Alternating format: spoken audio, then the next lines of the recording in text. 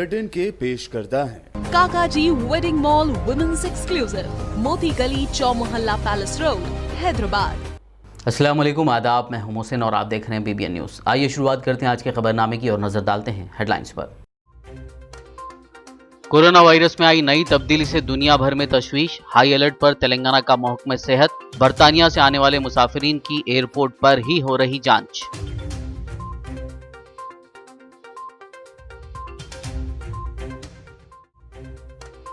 तेलंगाना हुकूमत ने non agricultural properties के रजिस्ट्रेशन जारी रहने का किया दावा। 100 गज के मकान के लिए परमिशन के बगैर वहीं AGPA वाली अराजियात के रजिस्ट्रेशन नहीं किए जाने की अवाम ने की शिकायत।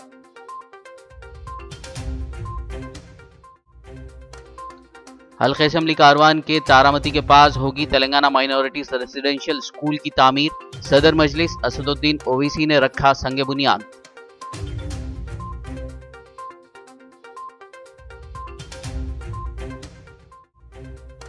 आइंदा असेंबली इंतखाबात में रियासत तेलंगाना में बनेगी बीजेपी की हुकूमत। आदिलाबाद के दौरे के मौके पर union home minister G Kishan Reddy का दावा।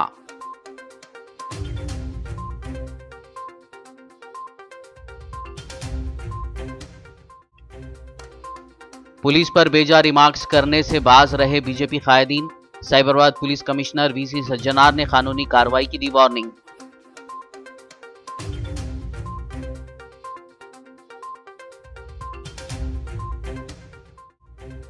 हैदराबाद और साइबराबाद में सरगर्म ऑनलाइन। हैदराबाद पुलिस ने 11 तो साइबराबाद पुलिस ने किया 6 अफराद को गिरफ्तार। अवाम को ऐसे ऐप से दूर रहने का दिया मशवरा।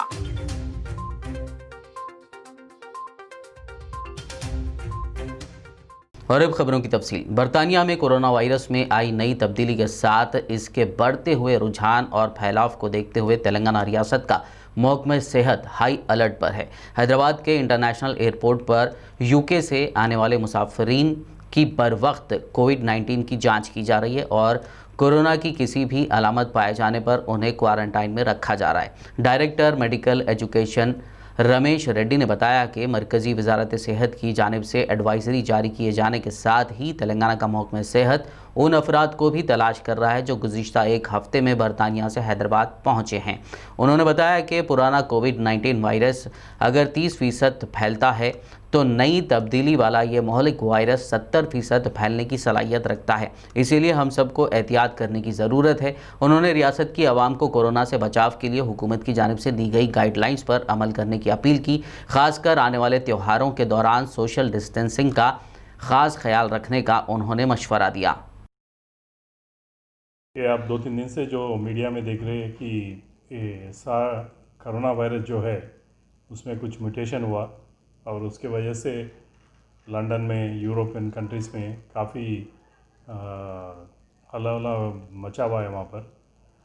तो कल से जैसा गवर्नमेंट ऑफ इंडिया इंस्ट्रक्शंस दिया, वो जो भी फ़्लाइट्स आ रहे अपने भारत में उन लोगों को 2 दिन में रोक दिया जाएगा।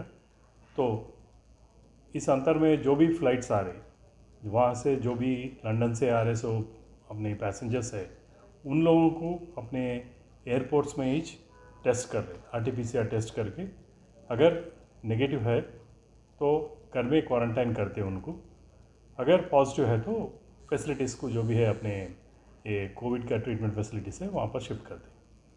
तो जहाँ तक ये म्यूटेशन का सवाल है, ये लोगों में एक भयानक ये फैलता जा रहा है। ये डरने की बात नहीं है, क्यों बोले तो हर दफ़ा वायरस म्यूटेशन होते ही रहता।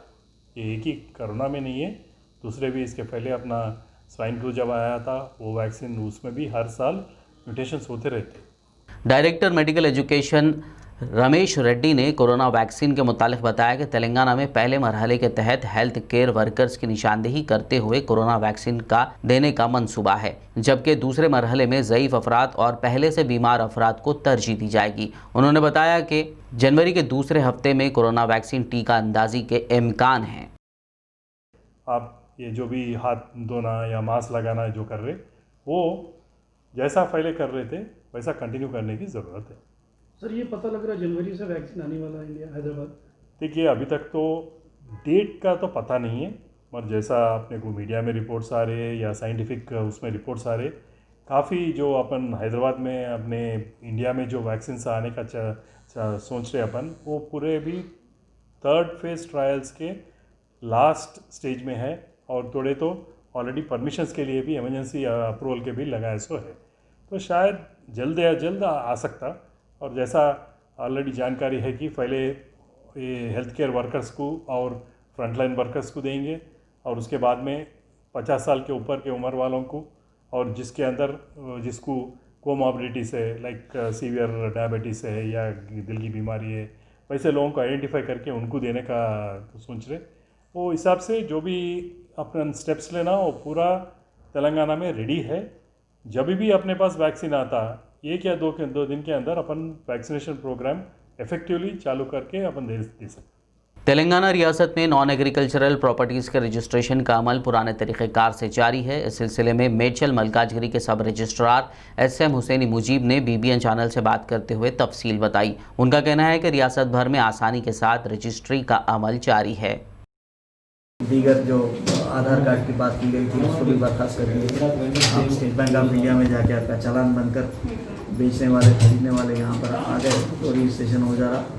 तो कल पूरे रियासत में सरकारी खजाने को करीब 75 करोड़ की आमदनी हुई। बहरहाल चीफ मिनिस्टर साहब जो भी हिदायत दी गई तेलंगाना की हुकूमत की जानिब से, बराबर सरकारी मुलाजिमीन हम ये हुकूमत के साथ हैं और पूरी तरीके से ये कार्ड प्रोग्राम में या इसके बावजूद अगर धरनी प्रोग्राम में मुकम्मल तरीके से दिए तो उसमें भी काम करने के लिए हम लोग तैयार हैं। कितने रजिस्ट्रेशन हो रहे हैं?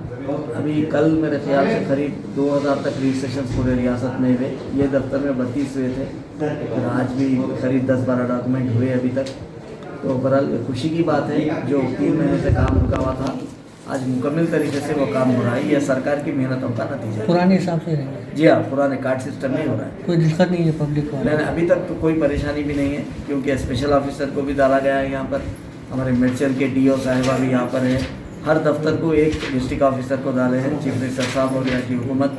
तो बहुत बखूबी रियाय के लिए काम हो रहा है। एक तरफ जहां तेलंगाना हुकूमत की जानिब से नॉन एग्रीकल्चरल प्रॉपर्टीज़ के रजिस्ट्रेशन का आगाज़ पुराने तरीक़ेकार से जारी किया गया है, वहीं Mehdipatnam ring road pillar number 90 के पास वाक़ सब रजिस्ट्रार दफ्तर में काम सुस्त रवि से जारी है।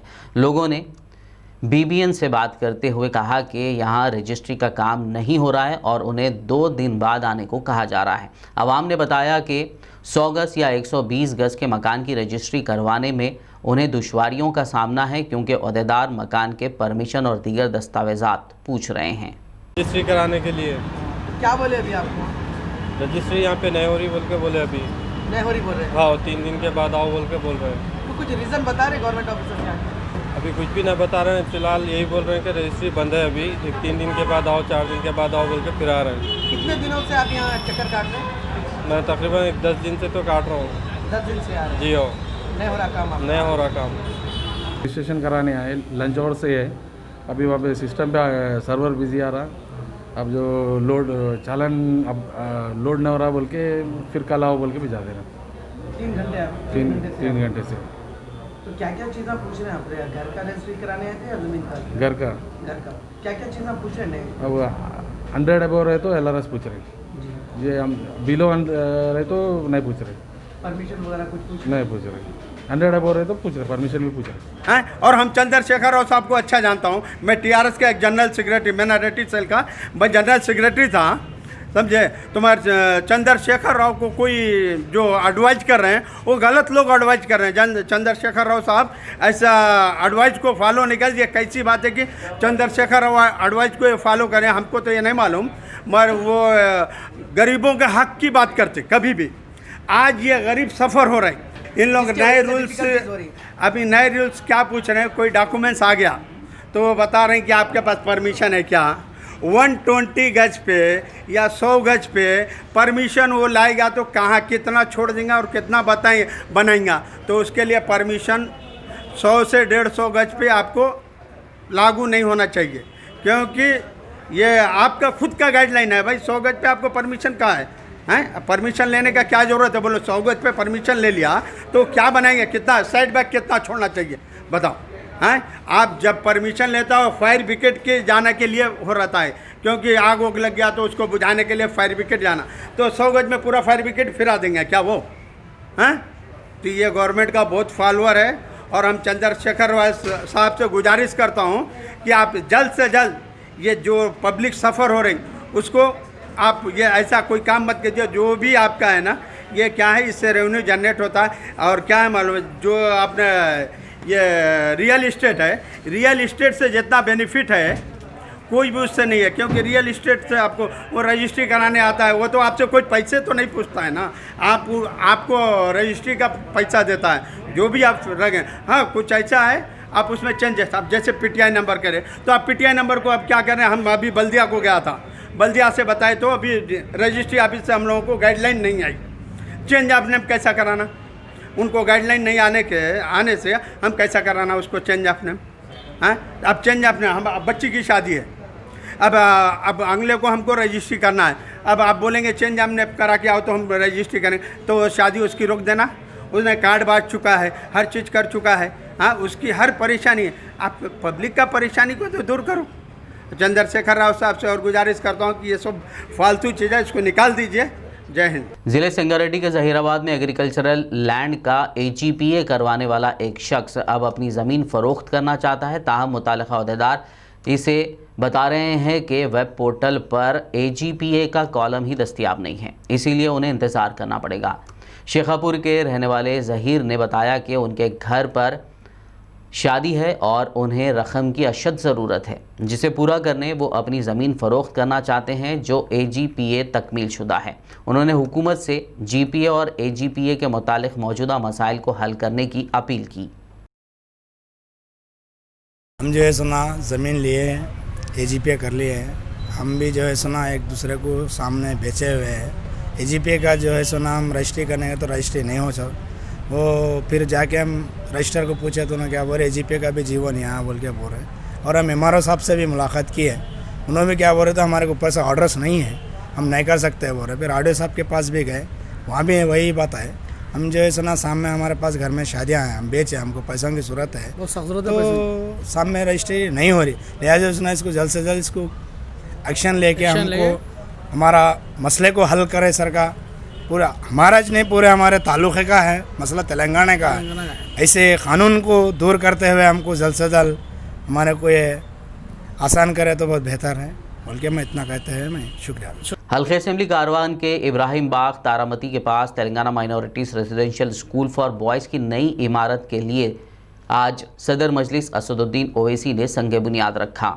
सदर मजलिस व रुकन पार्लियामेंट हैदराबाद बैरिस्टर असदुद्दीन अवैसी ने हल्के असेंबली कारवान के इब्राहिम बाग वनमोर नगर तारामती में Telangana minority residential school for boys की इमारत का संग बुनियाद रखा। बता दें कि 20 करोड़ रुपए की लागत से तेलंगाना माइनॉरिटी रेजिडेंशियल स्कूल की इमारत की तामीर अमल में लाई जा रही है।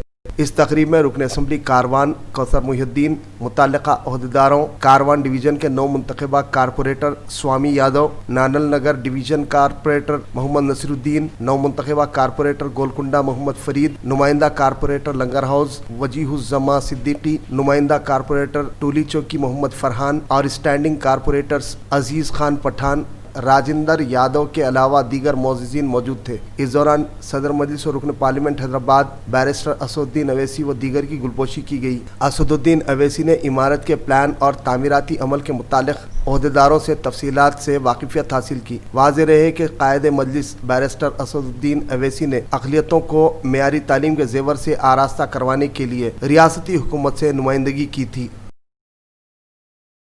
यूनियन होम मिनिस्टर जी किशन रेड्डी ने रियासत की TRS हुकूमत पर इल्ज़ाम आयद किया कि वह मरकज़ी हुकूमत की जानिब से जारी करदा मुख्तलिफ स्कीमात को अमल में लाने से गुरेज कर रही है, जिसकी वजह से रियासत तेलंगाना के अवाम को मायूसी का सामना करना पड़ रहा है। आदिलाबाद में TR&B गेस्ट हाउस के रूबरू किसानों के लिए नाफिज करदा जदीद कानून की वजाहत करते हुए किसानों में कानून से मुतालिक तफसीलात फराहम करने की गर्ज से एक जलसा मुनक्किद किया गया था। इस जलसे से खिताब करते हुए किशन रेड्डी ने कहा कि टीआरएस की गलत पॉलिसियों के सबब आवाम का एतमाद टीआरएस से उठ चुका है। उन्होंने चीफ मिनिस्टर के चंद्रशेखर राव पर सख्त तनकीद करते हुए कहा कि मुल्क में वाहिद रियासत तेलंगाना है जहां का चीफ मिनिस्टर सेक्रेटेरिएट जाने के बजाय फार्म हाउस से कार्रवाई चलाया करता है। जी किशन रेड्डी ने आइंदा असेंबली इंतखाबात में रियासत तेलंगाना में बीजेपी की हुकूमत बनने का भी दावा किया। इस मौके पर सदर ज़िला बीजेपी पी शंकर और एमपी आदिलाबाद सोयम बापू राव के अलावा दीगर मौजूद थे। మన తెలంగాణ రాష్ట్ర రాజధానికి రెండు పాత జిల్లాలు డిస్టెన్స్లో ఉంటాయి హైదరాబాద్ నగరానికి. ఒకటి హైదరాబాదు, ఖమ్మం. మరి ఈ రెండు జిల్లాలు చూసుకున్నట్లయితే హైదరాబాద్లో మరి మెడికల్కి సంబంధించినటువంటి అనేక రకాల ప్రైవేట్ కార్పొరేట్ హాస్పిటల్ ప్రభుత్వ పరంగా నిమ్స్ కానీ లేక ఉస్మానియా కానీ ఉంటున్నాయి. గాంధీ ఇటీవల గాంధీ హాస్పిటల్ కూడా మూసివేయడం, ఉస్మానియా హాస్పిటల్ కూడా మూసివేయడం జరిగింది.